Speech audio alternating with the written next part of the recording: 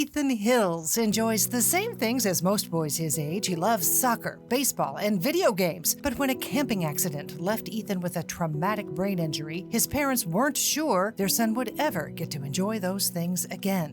It was his very first overnight camping trip as a Boy Scout. I was really nervous because I'm sending my kid out into the woods and I wasn't gonna be there. And I thought the worst thing that could come out of this is that he might come back with like a tic. Millie and I dropped him off, and I forced him to take some pictures. So I got a picture of him and then a picture with him and his sister. And that ended up being the picture we saw all over the news. I got a call about 4:30. They said an accident had happened involving Ethan, and at the time I thought they said the tree branch had fallen on his leg.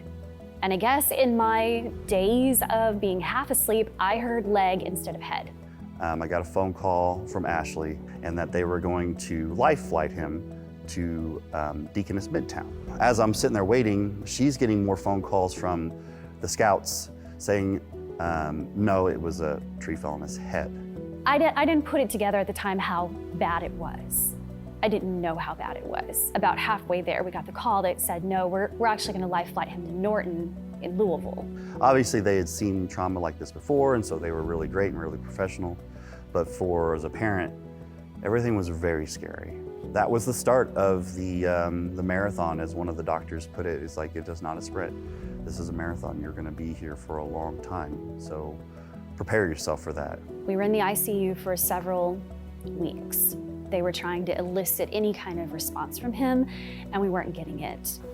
Oh, I felt real sad. I helped with all the nurses. My mom bought me a little nurse's outfit.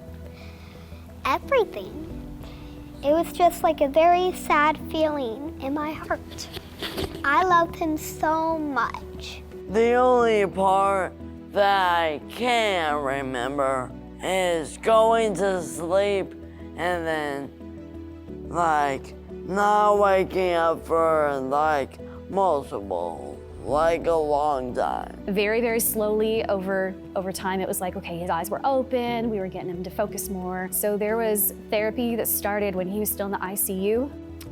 Physical therapy a couple times a day, OT and speech a couple different times a day, and that was kind of the main focus. So then, yes, at that point, it was time to make a plan of, okay, what's gonna happen when he is discharged in July. We just really didn't realize, I think, that Easterseals was an option for us because it wasn't something he was born with.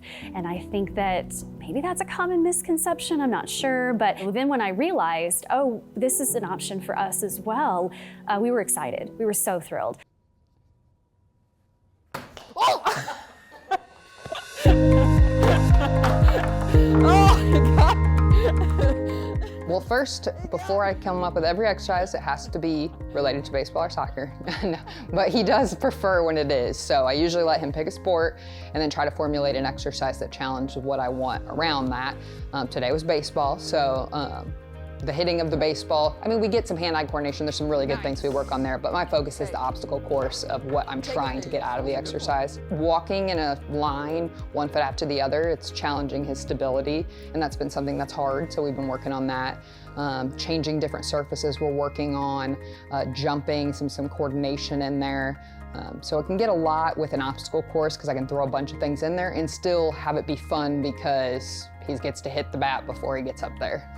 I think Ethan's personality has a huge role in the way that he has dealt with all of this. He comes in here and he's fun-loving, he's passionate, he works hard. I mean, just like any kid, he gets frustrated by certain things, but I think he doesn't let the frustration stop him. Ethan is great. He's very motivated. I've only seen him a couple times, but each time he's done everything that I've asked him and put forth the most effort. The very first time I saw him walking down the hallway, I said just something very brief to him, and he said, "Are you going to help my left hand and arm work better?" And I said, "Yes, that's what we're going to do."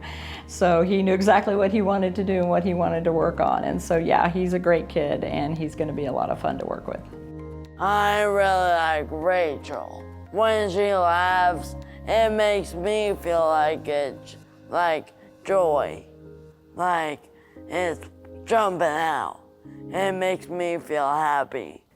I would want other parents to know that Like I said before, Easterseals has options for every child, no matter whether they were born with a condition or if it was just a life-changing moment like what we went through, that there are services and options, and that they're there to help and to serve our community, and they're just an amazing resource. I would say that it would be the best facility in this area to go to. I would say that everyone there cares and they want him to do well. Walking in, you feel like you're in a place where healing takes place.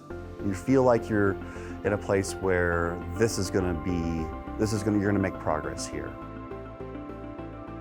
He's not fully recovered, and he won't, in his mind, won't be fully recovered until he can do everything he used to be able to do, which I think is an awesome outlook for him because he's so positive and so driven to get better and to recover fully. It took a while for me to wrap my mind around the fact that, okay, his future just took a completely different turn. But at this point, I like this version better. I like this version better because I think that he's had the chance through this to just touch so many different people's lives that I think that I know he will go on to do great things. I think he will inspire a lot of people. I think he already does. And I'm so proud of him. I'm so proud of him already. I can't wait to see what he's gonna do next. And it's not gonna be the future that I thought it was, but it's even better. It's even better.